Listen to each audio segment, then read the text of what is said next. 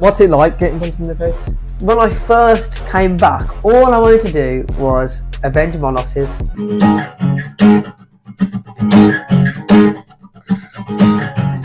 Yes, Sammy. We were out drinking, partying until like 6 in the morning. Yeah. No dieting. I got the call halfway through. You got to fight on Saturday when you get back. Well, cutting out cheese was the hard one. Everyone says that because vegan cheese it's not there yet. It's not very nice. It's great to have people cheering for you, but at the end of the day, you've got to go and do it yourself, haven't you? Because it's just you and it's just you in the ring, isn't it?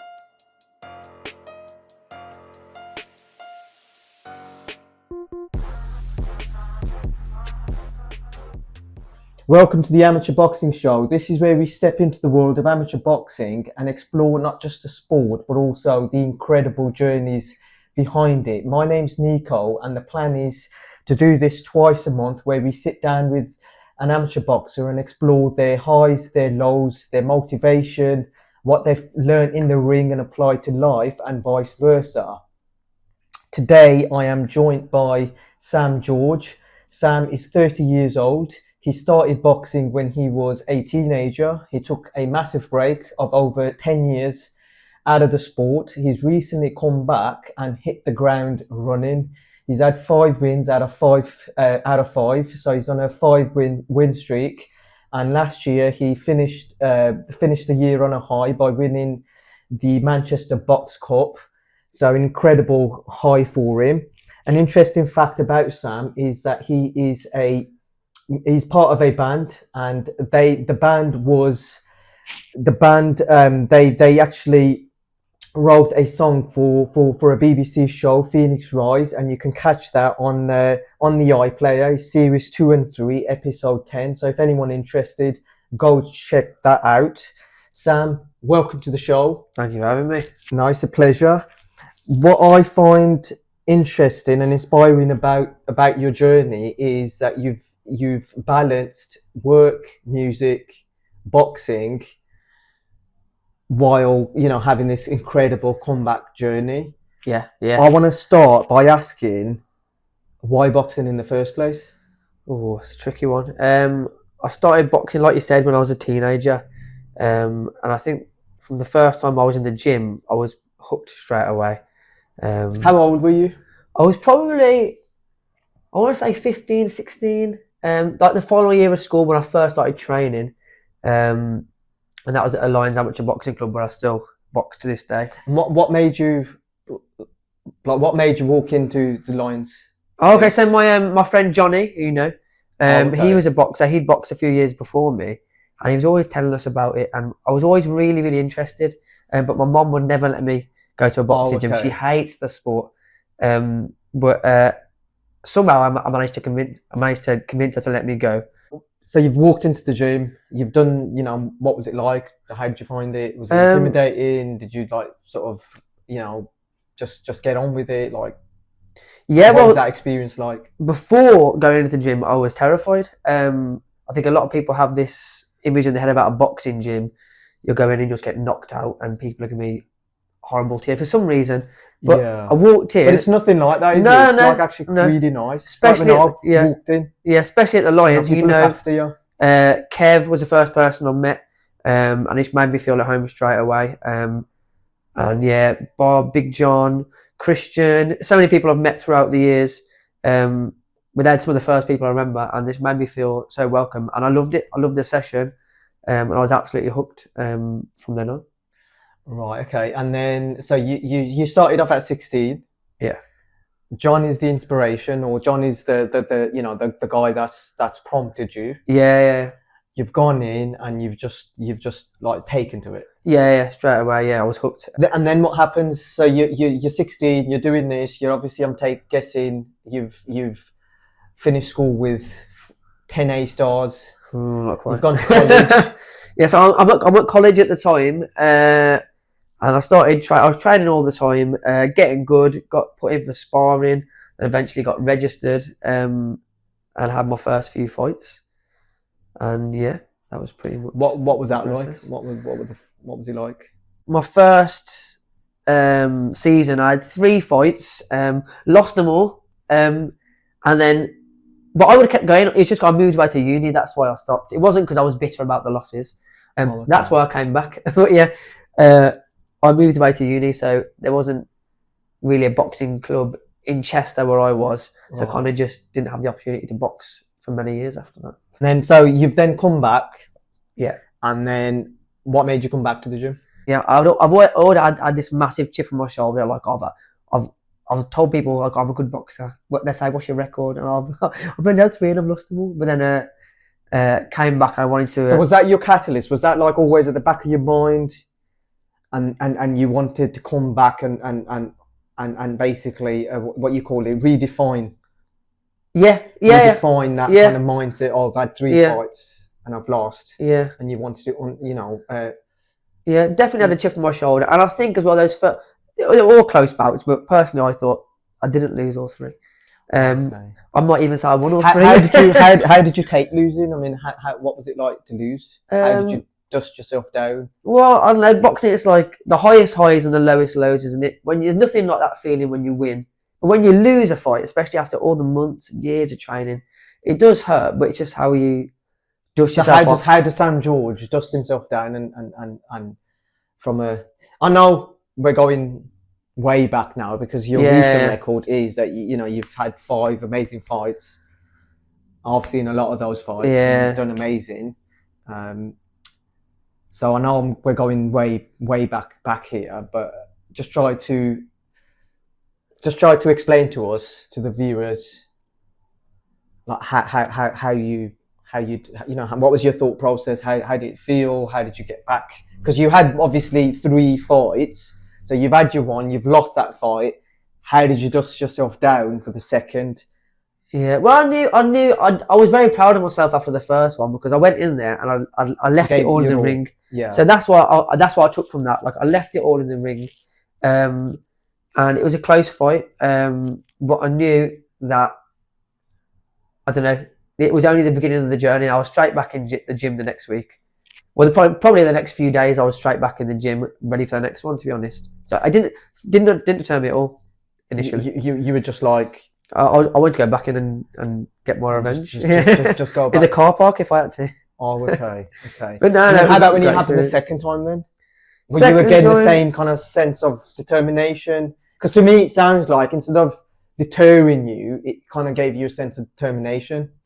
Yeah, the second one, I was. So you were like more like, I've done it. I gave it my all. Yeah. I want to do it again and get a win. Yeah. And I went in there.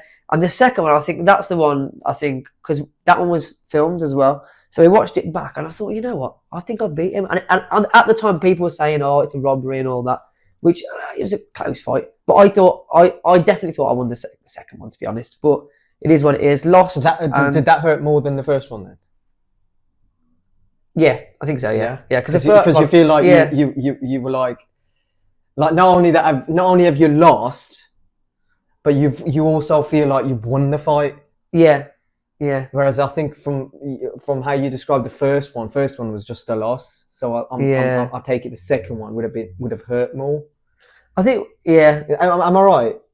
Am I? Yeah, I think so. Yeah, I think so. Because I'm only going based on what you're saying. I weren't there. Yeah, I was a bit. Yeah, I was. So how did you deal with that? How did Sam, or how would you say somebody else out there who's had a fight, similar experience, what advice would you give them? Well, the same thing again. I was straight back in the gym because I knew it was only the very, very beginning of my boxing career. I had so much more to learn, and it was great having it on footage.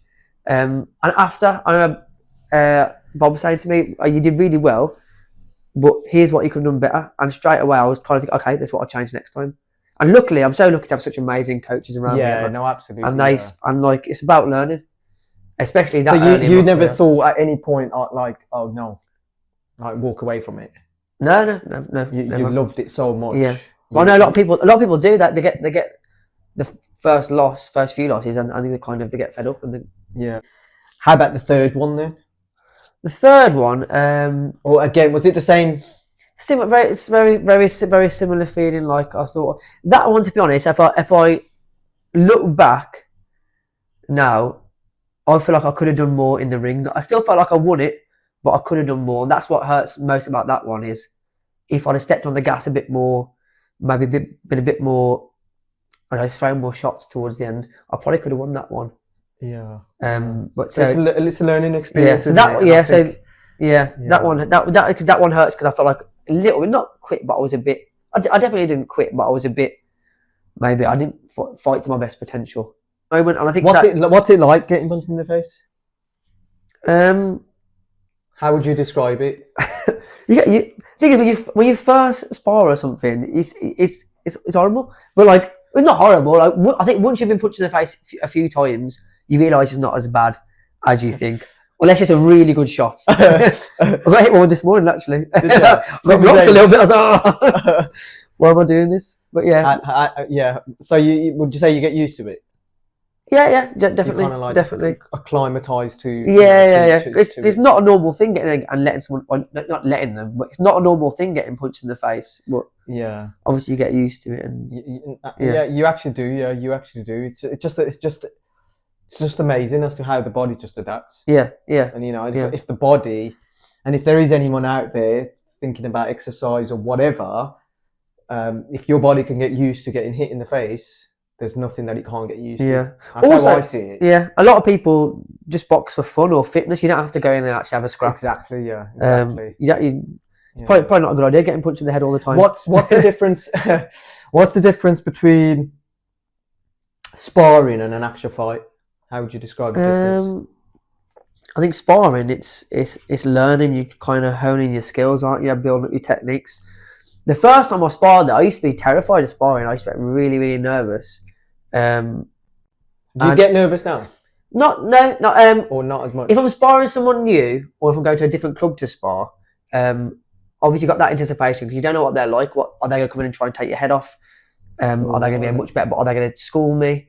But when you're sparring, and I do so much sparring with Super Zane, national champ, and we have a great spar because it's fun, it's playful. Like we're learning things, we're trying stuff out. We're not trying to take each other's head off. Yeah. That's what a good sparring partner does. You still got the intensity, you're still putting the shots in, but you're not trying to kill each other. It's more. So I try and think of sparring now. It's just really fun. Like, so would you say like your adrenaline? I think you would naturally get that adrenaline rush. Yeah. Because regardless of who it is, they're still punching you or punch you. So you're going to have that level of heightened awareness. So you'll get that sense of adrenaline. But I think how I'm taking what you're saying is that it's not going to be as intense as say like when you're fighting. Yeah, of course. Yeah, It's kind of like, especially when you first fight, it's like a mini feeling. It's a mini version of the feeling you get when you fight. Because when you fight, obviously, it's a different level. Of adrenaline. You've also got nerves. Family, friends, possibly watching. Yeah, and everything's built up to that. That's kind of, you've done months and months of training. It's built up to this one moment, 6 minutes or 9 minutes, depending on what round you fight. It's the kind of what you're working towards, isn't it? So obviously, you've got a massive adrenaline spike. Are you nervous before a fight? Yeah. I'm always nervous. How do you deal with it? Just try and stay as relaxed as possible. Try and mentally kind of go over in my head what's going to happen. But then, I remember for Manchester actually, I got this sudden like rush of like adrenaline and nerves. I got to the ring as soon as my gloves were on. I thought, okay, it's too late now. What, for the final? Yeah. Why was that, do you think? I think just because it was such like, it was a big occasion. Was it just the fact you've just realised that it's, oh my God. Yeah, it's fight or flight, isn't it? It's fight or flight. Like you get the adrenaline spike, you've got to go in there and perform. It's just same with anything really. How is like, you're a musician. Yeah. You write your own songs. This thing you've done with the BBC, I think is just like an amazing achievement. Thank you very much. You even wrote a song for them, didn't you? Yeah, that was it's called Phoenix Rise. It's on BBC 3 and BBC, and you can watch it back on BBC iPlayer.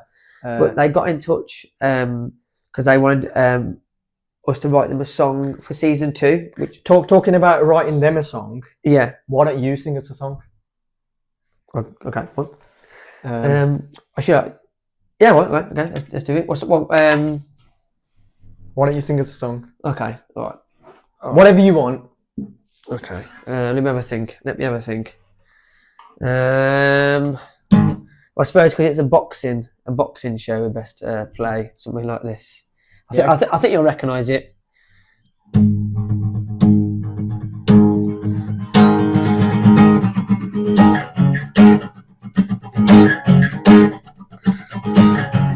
Yes, Sammy.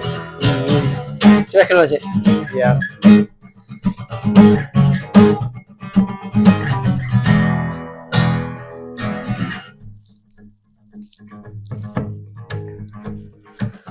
Rising up, back on the street. Did my time, took my chances. Went the distance, now I'm back on my feet. Just a man and his will to survive. It's the eye of the tiger, it's the thrill of the fight. Rising up to the challenge of a rival. And the last known survivor stalks his prey in the night. And he's watching us all in the eye of the tiger.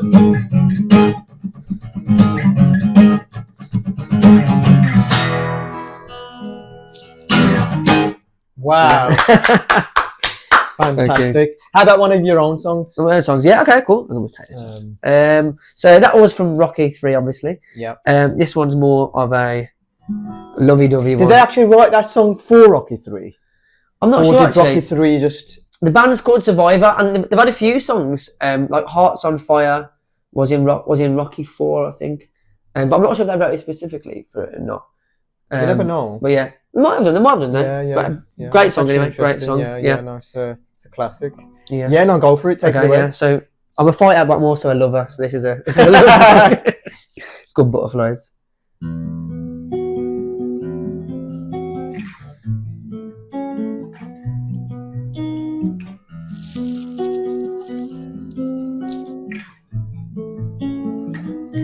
She's in my dreams.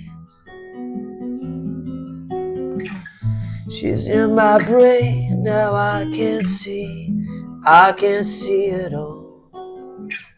She fills my lungs so I can breathe. Painting pictures in my mind. I'm clawing at my eyes. Another memory for tomorrow. But a canvas for tonight.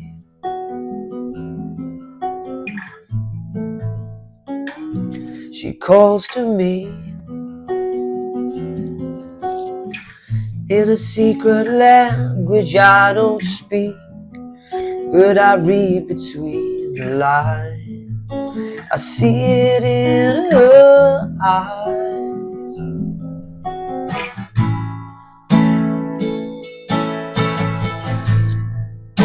I see it in her eyes. I never felt like this before. I'm floating 10 feet off the floor. She's running circles through my mind. Now I just can't seem to find a way to keep them all inside. These poison butterflies. Go, Sammy. No, that's, Thank you very much. So that was Butterflies. I wrote that with my band Giant and the Georges. Check us out. Georges. Yeah, that's the name. No, that was fantastic. Thank you so much. Yeah, so that's two sides here. Yeah, the fighter and the lover. Yeah, no, brilliant. Talking about music, how's it? Can you relate to being on stage before a show, and fighting on a show? Yeah, I think in terms of nerves and stuff. I'm guessing you can. Yeah, definitely. I think especially that when I played in bands my whole life really, so kind of I've gotten used to it, especially with Giant and Georges, because we've done so many gigs and we're so well rehearsed. It's kind of we're getting there, business as usual. But for big gigs, there are still nerves, but for boxing, having a fight for me personally, the levels of nerves up here for boxing compared to down here for music. Because music, do you find talking about nerves? Do you find like boxing's helped in that sense? How do you think boxing's impacted like other areas of your life? Yeah, just generally in life. Yeah, like I know if you can do something like that, like boxing, not just the fighting, even in the gym. You know, every day, it's a grind, isn't it? And like a marathon runners say, you hit the wall, you got to smash through it. And we do that every session in boxers, as boxers. So true. So we know, like, I might have a bad day at work, but at least I'm not getting punched in the face. At least I'm not. The boxing sessions are grueling, man. So if we know we can get through that, we know we can go and have a fight in front of hundreds of people. So would you say that that's made your music journey, made performing easier for you because it's given you that mental strength? That if I can go in the ring, have a hard spar, or just have a hard session, and still come through it, you know, beat that, you know, go through that pain and come out the other side. Yeah, I think. Did you find that? I think it's helped. Yeah, I think the main thing boxing is resilience, isn't it? It's resilience. And I think, in every aspect of my life, to be honest, I think it has helped. But also, I think the music has kind of helped the boxing as well, because I'm used to being in front of people, so kind of maybe they've both helped each other. What else do you think boxing's taught you about yourself? Just that I'm a fighter, man. Like any aspect of life, like when it gets hard, I know I can push through, and like I can really, when I need to, bite down on my gum shield and just go for it, man. Like I'm not a quitter, and that's what I've learned. I think I've got that warrior's mentality, I suppose. So you've got that warrior's mentality.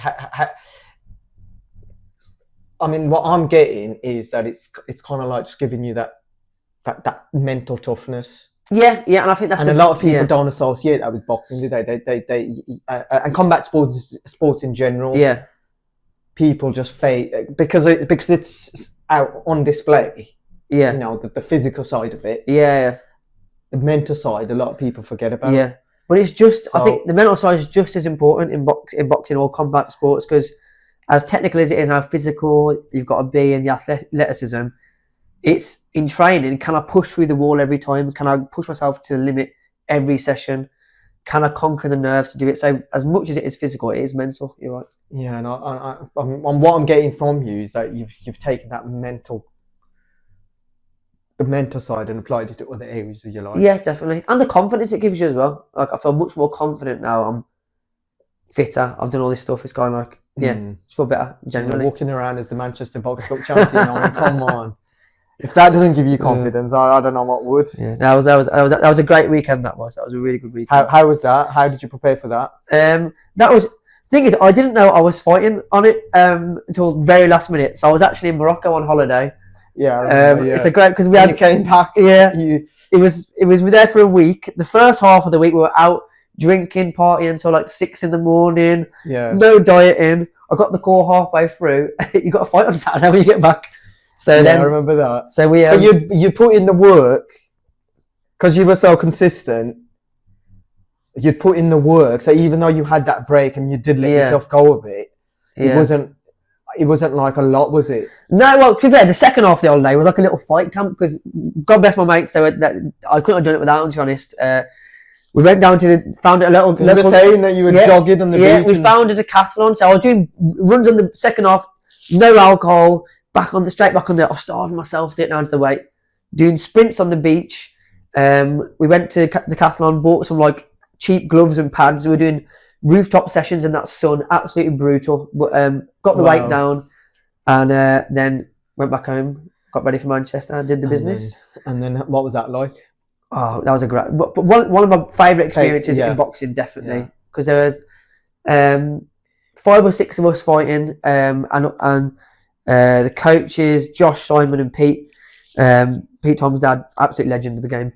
He was so funny. Came down Pete's with us. Funny. He's hilarious, man. He's hilarious. But yeah, we went down. We stayed in hotels. We were all walking around in our Lions tracksuits. I stayed in the room with Zayn, and it felt like not that I know, but it felt like was it the Olympics or something. Walking around in our tracksuits, I stayed in the hotel, having breakfast together and everything. It was. What was it like winning?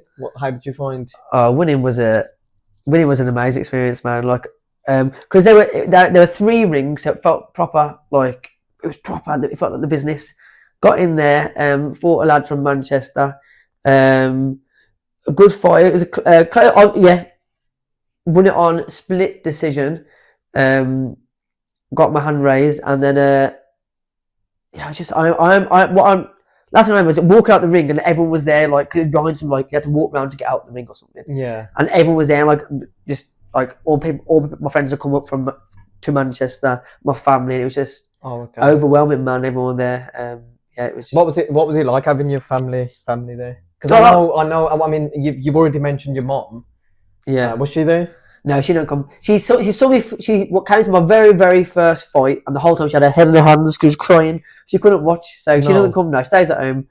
So someone texts her as soon as I've finished, like, he's all right. He's done well. He's won. Oh, okay. And how about your friends? How have they taken to you? I find that you were saying just when you were on holiday and stuff, they all, they obviously understood.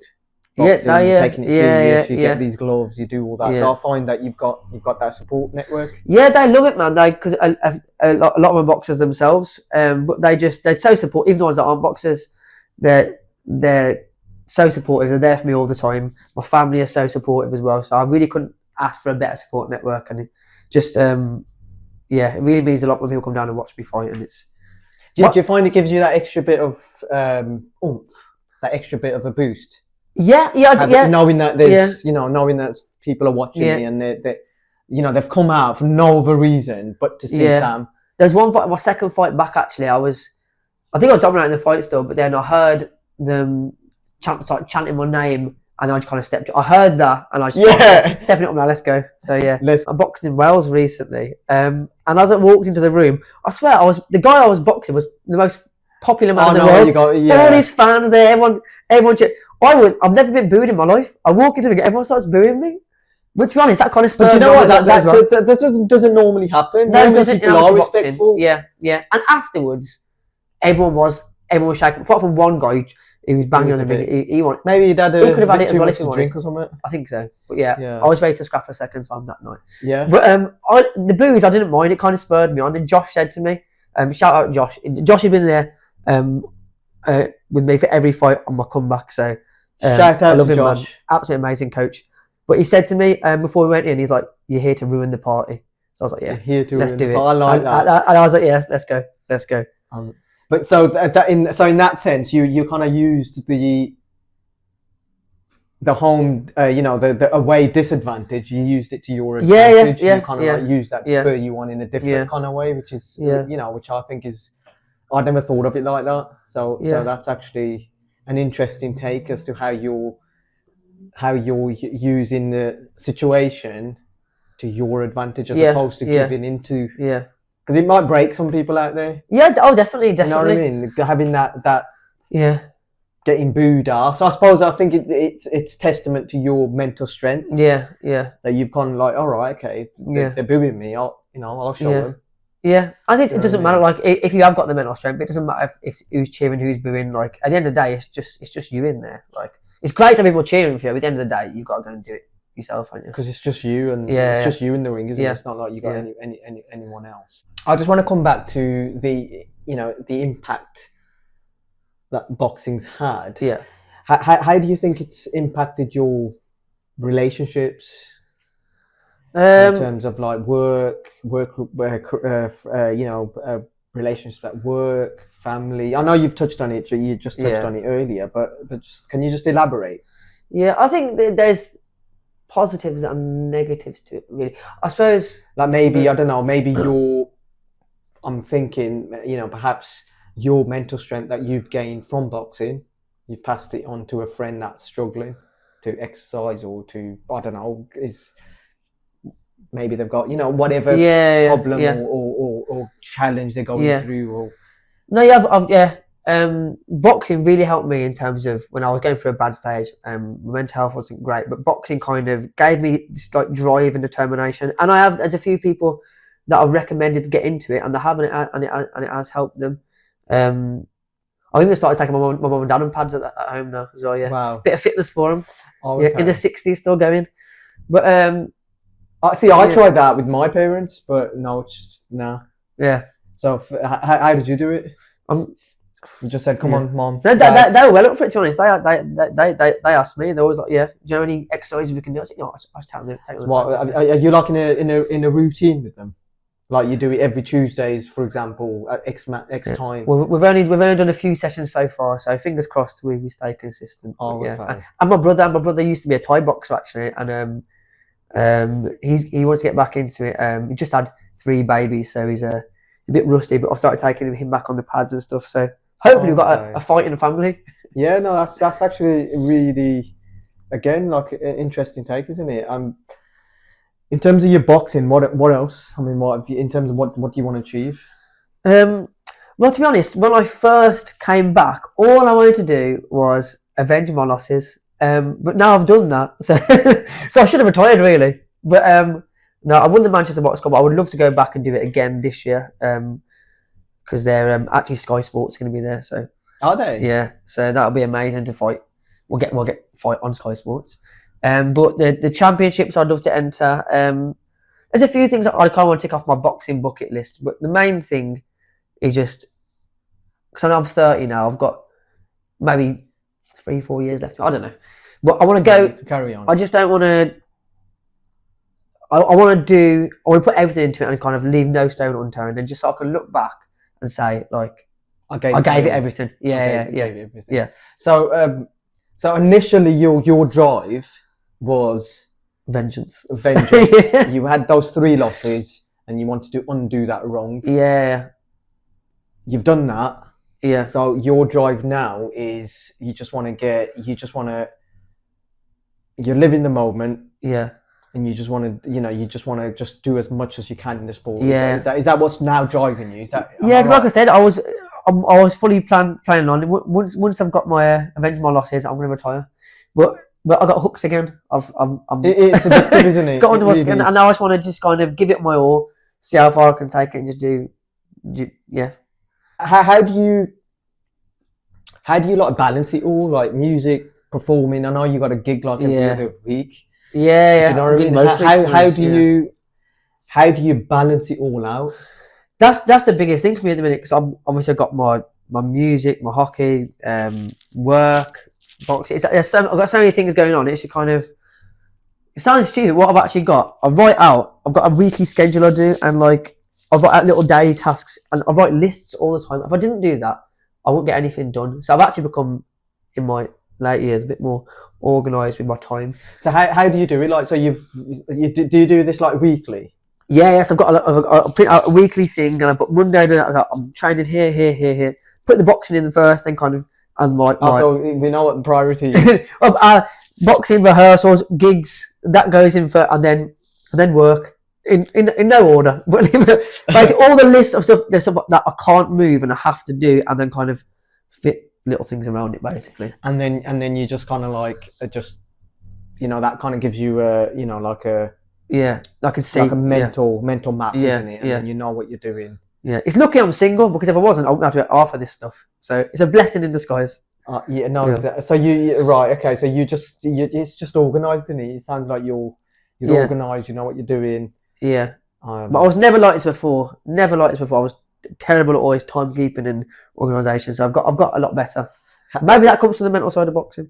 Do you think you would do it if you weren't boxing, or do you think it's just like it's just you because it works for you? So regardless of what you're doing, I think are you doing it because you don't want to slack in your boxing as well? Once I finish boxing, I think I will carry on with. But no, it definitely is for the boxing because I would just be living the life. See, that's because you got to be like boxing. Sounds stupid. Like it's not just the hard training. It's the dieting. It's the everything else that goes with it. It's a lot. It's a big commitment. So it's because of boxing that you've become this organised. Yeah, I think you could say that. Yeah. Always just because I'm so busy, I have to be because I'm so busy. So it's kind of. But boxing has been the catalyst. And then how about your nutrition and food and stuff? How do you? Surely boxing's impacted in that sense. Oh, definitely. Yeah. So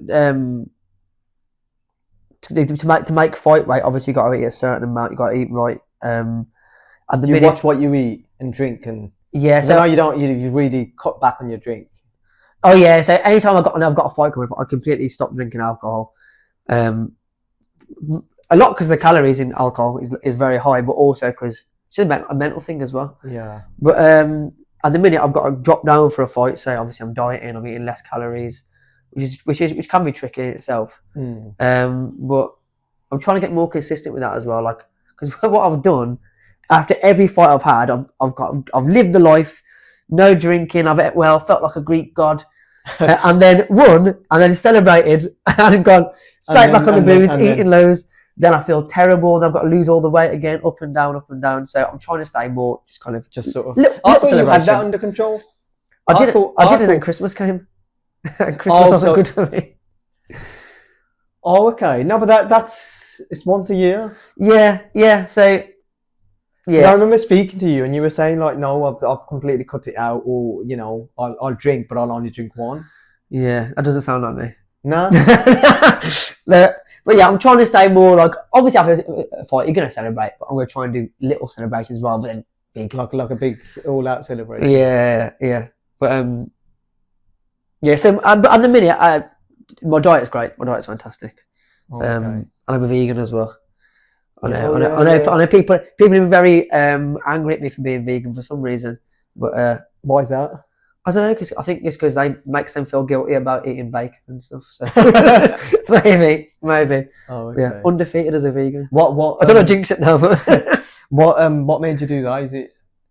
just a moral choice, to be honest. Like, I think we've had this conversation Yeah. before. I remember you saying. yeah, I went veggie about 5 or 6 years ago, and I just, I don't agree with it anymore. Obviously, I'm not going to be judgmental against anyone else who does it, because I ate meat for the first like 25 years of my life. So, but then I got to a point where I couldn't morally justify it myself. So Is it something you watched on TV? Something you read? it was actually, and I always used to see them on like Facebook or something, like I think it was a video of like pigs in a slaughterhouse or chickens cooped up in a little, and you always see them. I always just scroll past them because they were too hard to watch. But then actually sat down and I watched a full one all the way through, and I thought, this is horrendous, man. And I can't. It is. I mean, be a part of it, really. the abuse, like Yeah, it's shocking, and I think it's hidden away from people. You still do, yeah. You can access it if you want, but it's massively hidden away from people. I think people go to a supermarket and see something there. It's easy because I just pick it up, put it in this trolley. I feel a lot healthier now. Yeah, and I know a lot of people. So you don't drink milk or anything like that? No, eggs. No, so like Nothing like milk, I drink like oat milk or almond milk or soya milk, which I actually prefer, to be honest. But cutting out cheese was the hard one. Everyone says that because vegan cheese is not there yet. It's not very nice. It's getting better, but it's not there yet. But I never liked eggs anyway, really. But okay, so cheese was the big one for you. cheese was the big one for me. Well, I can live without it. Have you ever cheated? No, not on purpose. Not on purpose. Not on purpose. Yeah. I think there was a video actually of me a few years ago drunkenly eating a kebab off the floor. But Oh my god! I'm not even gonna go down there. I'm not even gonna. But, no, I've never on purpose. Do you feel bad? Yeah. The fact you were eating the meat, or the fact you were eating it off the floor? The more the meat, to be honest. Yeah. But no, I've never. Obviously, I've eaten a few times. I've eaten something and after realised, oh no, there was cheese in that. But then I try my hardest. I don't feel guilty. But yeah, I've never purposely strayed away from veganism. So yeah. Okay. Is it hard? The only thing that was hard, really, it might be a little bit time consuming, like checking all the labels and stuff. I do a lot of cooking now, which is a lot better for my health as well. And I know exactly how many calories, so it's better for dieting. But at the start of the week, I do like, on a Sunday, I'll like cook a massive curry for the week or a massive chili or something. And I really enjoy the cooking as well. And it's cheaper. People say it's more expensive, but that's only if you're buying the fake meats and stuff, which are about the same price as normal meat anyway. But like, if you're doing actual cooking with like, I don't know, a can of chickpeas is 40p. So true. It's not, if you do it properly and you research it, that's the thing.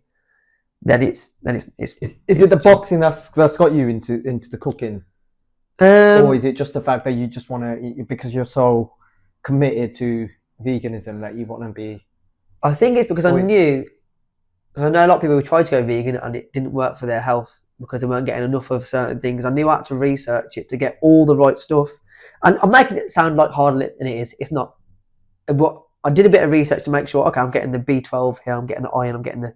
So I did a bit of research to make sure it was doable. So again, you're doing that because of your boxing, I'm guessing? Because otherwise it wouldn't really bother you. Well, initially, it was just...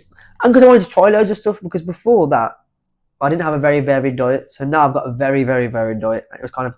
I wanted to try everything, see what I liked and what I didn't like. Because someone said to me before as well, which is a really good tip, like, before you take anything away from your diet, add something first. So like, maybe it's worked for a lot of people. They go, okay, I'll be veggie or vegan one day a week, and eventually you up and up and up it, and it's easy. No, it's true. And also, I think by doing it that way, you're reducing the risk of going against your goal. Yeah, it's like things like Whatever it is. people with quit smoking, they go cold turkey. It's harder. Yeah. Obviously, ideally, just You got to like quit straight away, slowly wean but yourself it's a off, process. It is a process for some people. So Yeah, no, absolutely. Yeah. Yeah. No, that's. Yeah. But honestly, I do feel a lot healthier now, and I would recommend. What advice would you give someone that's thinking about going vegan? I know you kind of touched on it. Yeah. Do it slowly. Do your research. Find some vegan meals that you like, and it's little swaps as well. Like if I'm making a shepherd's pie, take out the mince for soya mince or something, or swap chicken curry for a lentil curry or a chickpea curry. Swap out little ingredients. Just change the meat for something else. There's loads of things that I got. People say like, oh, you can't get enough protein on a plant-based diet. And you definitely can, because there's vegan powerlifters, there's athletes around the world that have done it. David Hayes, a vegan now. Mike Tyson went vegan for a bit as well. Sam George. So like, Sam George, you can definitely get enough protein. Manchester Box Cup champion, vegan. Chickpeas, black beans, kidney beans, lentils. There's protein in everything. You've got to do your research. So just do your research and do it slowly. Is that your recommendation? Yeah. If there's one inspirational experience from your career, what would that be? What would you like to share? I think coming back after having 10 years off and getting back in that ring for the first time, all my friends and family came to watch. Came in, I was feeling good, feeling confident. First 20 seconds, he hits me with a shot. I thought to myself in my head, I thought, I'm about to get 10 years off and I'm about to come back and get knocked out in the first 20 seconds. I'm going to retire. After this fight, I'm retired. Is that what you were thinking? 100%. And he hit me with this shot, and oh man. He was throwing them haymakers, wasn't he? It was one of these big shots that I didn't see coming, and it came over the top of my guard, hit me. I got a standing 8 count. You did, you did. I was like, oh my God, no, Sam. Yeah. But I thought to myself, okay, if I go out, I'm going out on my shield. So I went straight back at him. You came back really well. Yeah. That was just an amazing. So that's your. How did you do that? I went straight back at him. I thought, you know what, I'm here now. I'm not going to quit. I'm going to go straight back at him. If I get stopped, I get stopped. But I went straight back at him. Gave him a standing out count in the first round. You then got the better of him. Dominated the second round. Then gave him another 2 standing counts in the third round and ended up winning by TKO. Knocked him out. How did you feel at the end when they said the winner? Thing is, because that was my first win, so it was like it felt like 10 years of build up. It was like one of the most euphoric moments of my life.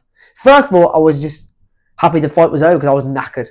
Because as fit as I was, and I was really fit then, but the fighting takes it out of you, doesn't it? And it's all that it's all because you're so tense. Yeah. Lead up to the fight, and then you do the physicality. You actually have the fight, and then the afterwards, it's just like a massive release, and it's just But that one in particular, I had so much adrenaline. You had that adrenaline dump, don't you?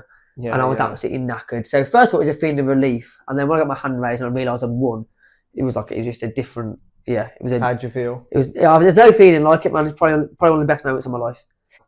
Sam, thank you very much. It's been an absolute pleasure. You've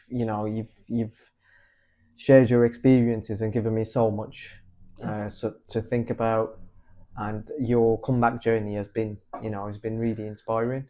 Thank you very much. Thank you so much for having me. No, it's a pleasure.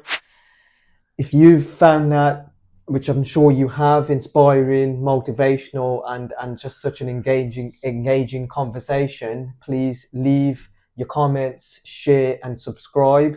Next week we'll have Super Zane on the show. Sorry, not next week. The next episode we'll have Super Zane, and he's going to be talking about his incredible journey of resilience. So please join us for that. Until then, keep your hands up, keep your shape, and stay balanced, and be ready for whatever life throws your way. Thank you for joining us, and goodbye.